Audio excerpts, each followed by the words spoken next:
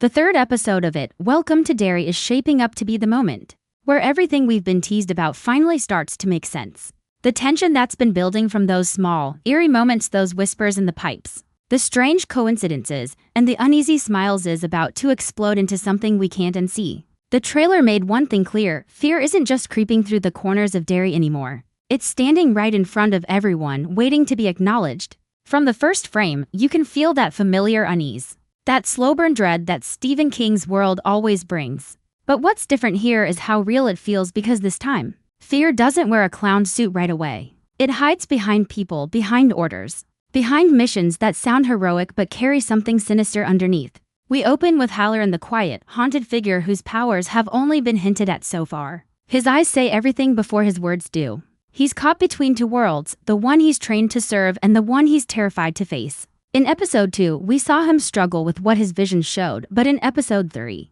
that struggle turns into confrontation. The trailer gives away that his superiors are done keeping him behind a desk. General Shaw's line, "Put him in the air," isn't just a command. It's a sentence. They're sending him straight into the storm, and deep down, he knows it's not Russia he should be afraid of. It's something far closer to home. The meteorite fragments, the government's experiments. The talk of weaponizing fear, none of it feels like strategy anymore. It feels like madness wearing a uniform. The eerie sound design in that opening scene is what sets the tone. A low, rumbling frequency that you almost feel more than hear. It's not just background music, it's a heartbeat, a warning. As Halloran stands near the helicopter, his hesitation says it all. His powers aren't a gift. They're a curse that's dragging him deeper into something he can't control. We get the sense that this mission he's being sent on is just a cover. Whatever he's looking for, whatever's buried out there in that dig site, it's tied to the same evil that's haunted Derry for generations. And when he holds that mysterious box in his hands on the flight, the energy shifts. The silence between him and the pilot feels heavier than the clouds outside. You can almost see it in his eyes. This isn't just reconnaissance, this is a crossing over. As the box opens, we're pulled with him into a vision that feels like it shouldn't exist. A carnival appears, one that seems frozen in time, filled with laughter that's a little too hollow to be human. This isn't a memory, it's a message. The way the trailer cuts between the plane's cold interior and the warm glow of carnival lights makes it clear these two worlds are bleeding into each other, and Halloran is the bridge. He's not just seeing the dead anymore. He's walking among them. The man calling out "Step right up" sounds cheerful, but there's something twisted underneath it, like he's not inviting the crowd for fun, but feeding them to something waiting behind the tent. And that's where the fear shifts from supernatural to psychological. Halloran's powers aren't just about seeing ghosts, they're about feeling their pain, reliving their last moments. That's why he freezes in that seat while the pilot tries to reach him. He's trapped in someone else's nightmare, forced to watch how it began. And deep down, we know what that carnival really is. It's Pennywise's playground. That same tent that looks innocent from afar hides something ancient and malicious beneath its canvas. Every balloon, every light, every echo of laughter, it's all bait. Meanwhile, back in Derry, the storm is spreading. The chief's voiceover plays while we see flashes of the jail cell. His words about Shawshank aren't just threats. They're echoes of the town's sickness. Racism, fear, blame, it all festers together in this place. Hank becomes the target not because he's guilty, but because he's convenient. And that's what makes Derry so dangerous. It doesn't need a monster to create evil, it grows it all by itself. The governor wants results, the chief wants to save his career, and the town just wants someone to hate. It's the same cycle that's been repeating here forever, and every time it happens, Pennywise feeds on it. The episode looks ready to connect these storylines: the government's obsession with power, the town's buried prejudice, and the supernatural horror lurking beneath it all. Each piece feels like it's part of one big, dark puzzle. And the deeper we go, the clearer it becomes that Pennywise isn't just returning to scare a few kids. He's coming back to finish what he started. The trailer's pacing picks up fast after that, and it feels like the calm before the storm is completely gone. Everything that's been simmering under the surface finally starts to boil over. You can sense that this episode isn't just about fear anymore, it's about exposure. People are starting to realize that the strange things happening in Derry aren't coincidences, and every secret that's been kept in the dark is getting ready to crawl into the light. The Air Force might think they're controlling the situation, but they're the ones being controlled. Halloran's visions, the mysterious box, the digging site, it's all connected. But not in the way anyone expects. The same energy that fell from the sky years ago, the one they're trying to weaponize, feels alive. It's not just a piece of a meteorite. It's a piece of something else. Something that's feeding on them while they're too busy chasing power to notice they're being hunted. One of the coldest moments comes from that short conversation between General Shaw and Colonel Full. You can hear the desperation in Shaw's voice when he says, "We're running out of time." But what's terrifying is how he says it. Because it doesn't sound like a warning, it sounds like an obsession. He doesn't want to stop the darkness. He wants to use it. That's the kind of arrogance that always wakes monsters. And as Halloran's being pushed into the air, we know deep down he's not flying towards safety, he's flying straight into the heart of Derry's. Curse. Every gust of wind hitting the helicopter window feels like the town trying to keep him out, warning him not to come closer. But he doesn't have a choice. He's been chosen for this, whether he likes it or not. Then the trailer throws us right back into the chaos on the ground. Hank's story is getting darker by the minute.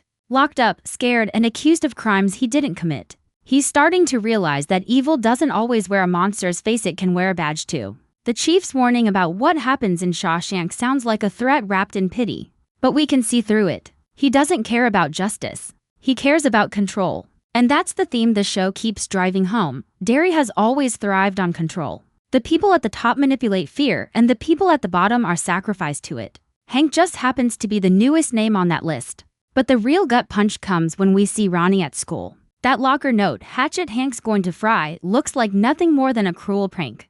But the way it's written, the lipstick, the taunting message, it almost feels supernatural. Like it wasn't written by kids at all. Pennywise has always used fear to twist people's minds. And it wouldn't be a surprise if he's behind this too. Whispering hate into the ears of people who are already fragile. Ronnie's face says it all. She's terrified but determined. She knows something is off, something much bigger than what anyone else sees. Every time she looks down those hallways, the air seems thicker, the shadows longer. It's like Derry itself is watching her. That's when Lily Ray enters the picture. The trailer shows her with that camera in her hands. The one thing she believes might finally prove what's been haunting them. Her line, "It doesn't matter what we tell them unless we can show them proof," hits hard. Because it's true. Nobody in Derry listens to words. They only believe what they see. And even then, the town finds ways to twist it. Lily's plan to capture Pennywise on camera sounds desperate, but it's her only shot. She's not trying to be a hero. She's just tired of being called crazy. Ronnie and Lily teaming up feels like the start of something big, a new generation of kids. Ready to fight back, even if they don't know what they're up against. The trailer hints at their first steps into that darkness when they meet up with Will and Rich. It's not a friendly reunion, it's cautious, filled with tension. You can feel that none of them fully trust each other yet, but desperation forces them together. When Lily says, "Can you help us or not?" it's not just a question, it's a line in the sand.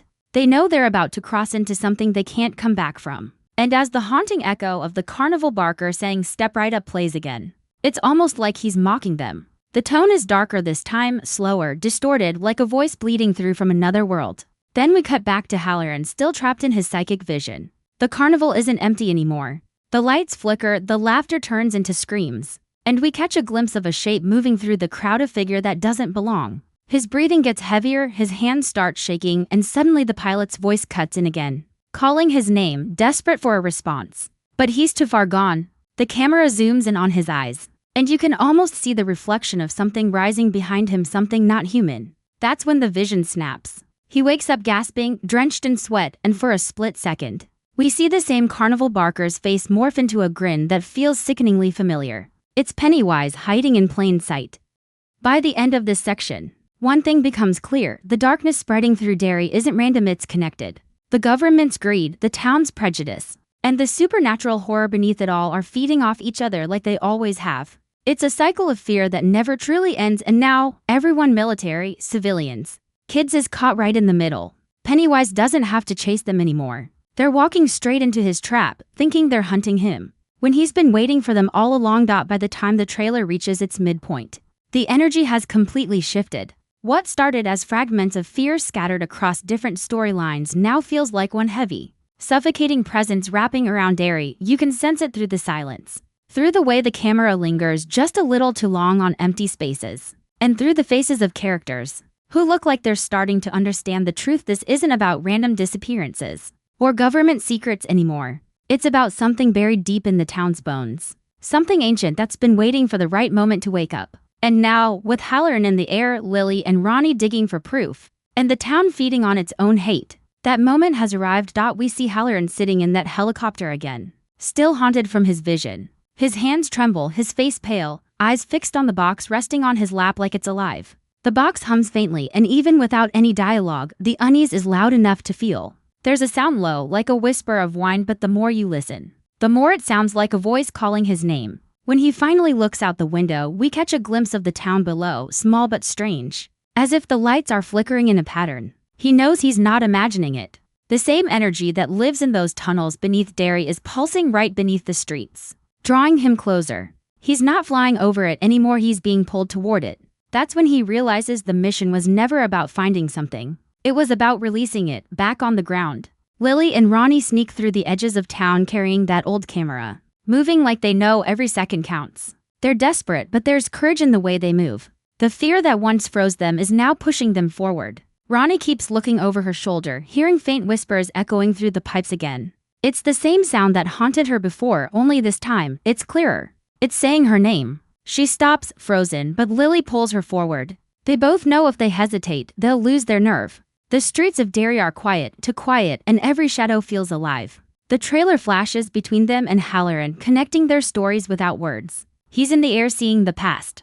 They're on the ground walking straight into the present nightmare. The tension builds when they find the entrance to the old sewer tunnels. The camera's shaky, the light flickers, and that familiar phrase "step right up" echoes again. But this time it's coming from inside the darkness. Lily raises the camera, and for a split second, we see something move. It's fast, but it's enough to make her hand shake. They keep moving forward, whispering to each other, their voices trembling as they try to convince themselves that what they're doing is brave. It's that perfect Derry balance of innocence and terror, the same kind of blind courage the original Losers Club had when they faced their fears. But this time, there's something different. Pennywise knows they're coming, and he's already waiting. Meanwhile, Hank sits alone in his cell, the walls closing in. The air feels thicker, and the silence starts to hum like a low vibration. He looks up and sees faint water dripping from the ceiling. The pipes rattle once, then again, and before he can move, a whisper slides through the air, soft, mocking, familiar. "Hatchet Hank." The voice isn't coming from outside his cell.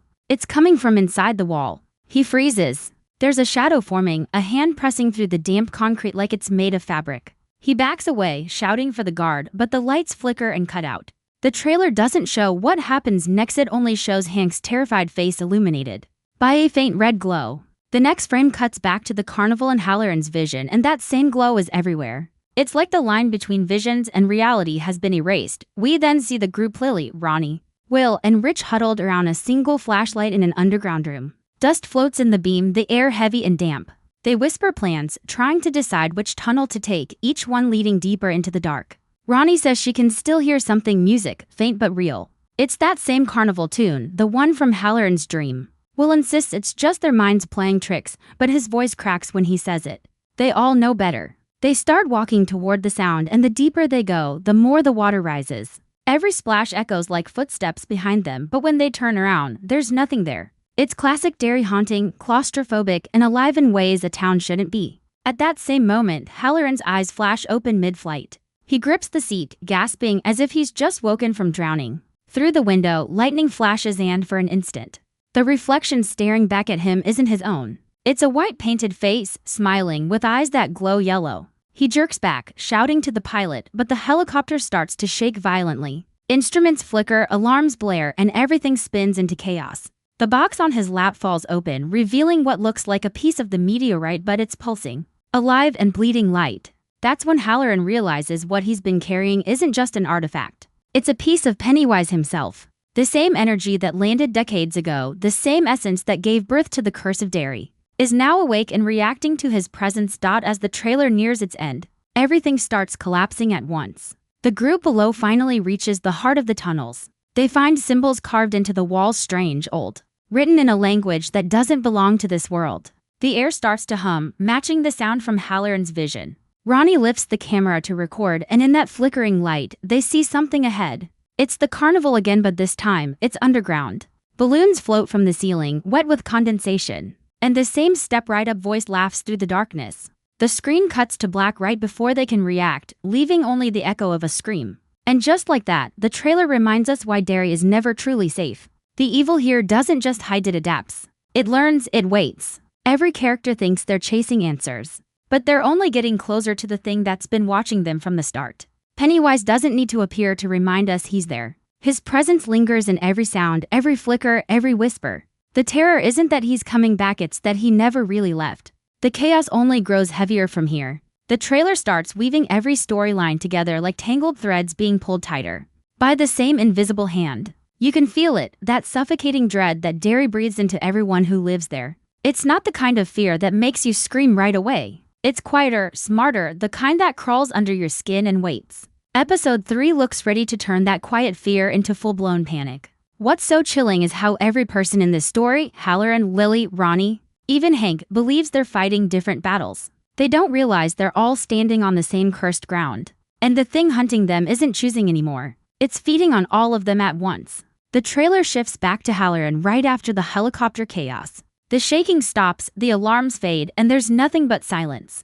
The pilot calls his name again, but there's no answer. Halloran's just sitting there, staring down at the glowing fragment pulsing in his hands. The light reflects across his face, casting those deep shadows that make his eyes look hollow. You can almost feel the energy burning through him, connecting him to whatever's buried below Derry. Then, without warning, the radio crackles to life, and a distorted voice whispers through the static, "They float down here." It's not the pilot's voice. It's something else. The look on Halloran's face says everything. He knows that line. He's heard it before, but not in this life. That's the moment we realize he's linked to the evil, not just psychically, but through something much older. Meanwhile, Lily and Ronnie are deep in the tunnels with Will and Rich. The air is thick. The water around their ankles ripples even when they're standing still. Ronnie's flashlight starts flickering, and the camera they brought keeps glitching every few seconds, distorting the image into warped flashes of red and white. Each time it glitches, we see quick frames, children's shoes, a clown balloon half buried in mud, a flash of sharp teeth. It's like Pennywise is playing with them, letting them see pieces of his world 1 second at a time. Lily tries to stay calm, whispering that it's just interference, but her voice cracks. Will starts marking the walls with chalk to keep track of their turns, but the marks keep disappearing behind them. Derry's tunnels have never been just tunnels. They move, shift, rearrange themselves, like they're alive. And now, they're closing in.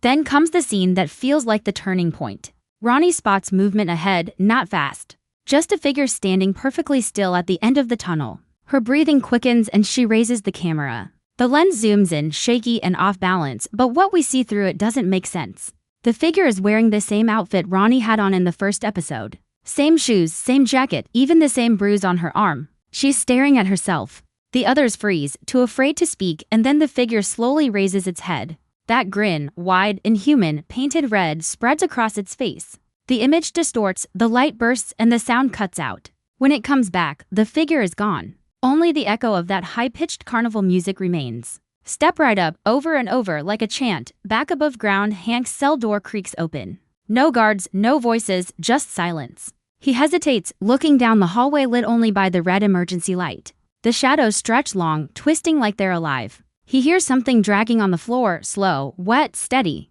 The sound of something that shouldn't be walking. As he steps closer, we hear faint laughter. The kind that starts as a giggle but grows sharper with every echo. Then the camera pans to the end of the corridor and for a split second, we see the faint outline of a clown's shoe vanish around the corner. Hank runs back to his cell, pounding the door shut, breathing hard. He's no longer afraid of prison, he's afraid of what's sharing it with him. The trailer then cuts between scenes so fast it feels like one long nightmare. Halloran screaming mid-flight as the meteorite piece bursts open into a blinding white flash. Lily and Ronnie splashing through waist-deep water while laughter bounces off the walls. Hank huddled in the corner of his cell whispering prayers. And through it all, that voice keeps repeating, softer this time, almost calm, "You can't stop what you don't understand." The tone is mocking but patient, like it's been waiting centuries for this moment. Every flicker, every light, every heartbeat seems timed with those words. Then comes the shot that everyone will be talking about. The carnival reappears, not as a vision but as a reality bleeding into theirs. The tunnel opens into a massive underground chamber glowing with twisted lights, half-collapsed rides, and floating balloons. It's beautiful and horrifying at the same time. The kids step inside, eyes wide, and you can tell they know exactly where they are. The heart of Pennywise's lair. The camera pans slowly to the center, where the old Pennywise the dancing clown sign flickers to life for the first time. The sound drops completely silent, just that faint echo of dripping water and breathing. Then, two yellow eyes open in the dark behind it. The trailer doesn't show his full face, but it doesn't need to. The shadow moves, the camera shakes, and we hear the faintest whisper, "I've missed you." Everything after that is chaos. Halloran screaming into his headset that it's alive, the helicopter spiraling downward. The group running through collapsing tunnels, water rushing behind them like a flood. Hank's voice praying over the sound of static. The screen cuts rapidly between their faces, fear, disbelief, panic. And just when it feels unbearable, it all stops, silence. Then one final image, Halloran lying on the ground surrounded by wreckage, eyes open, staring straight up at the sky. And reflected in his pupils, that same glowing yellow light from the carnival below. The trailer fades to black. But one last sound breaks the silence, that faint giggle. High and distant, like it's echoing through the pipes again. Pennywise isn't coming back. He's already here. The only question left is who's going to realize it first. By the time the trailer reaches its final stretch, you can tell Derry's curse isn't just resurfacing, it's rewriting everything we thought we knew. The tone shifts from horror to something almost biblical, like the town itself is being judged. Episode 3 looks ready to break that thin line between the living and whatever exists beneath Derry's surface. Every clip feels like it's hinting towards something bigger, an intelligence behind the chaos. Not just a monster. The way Pennywise's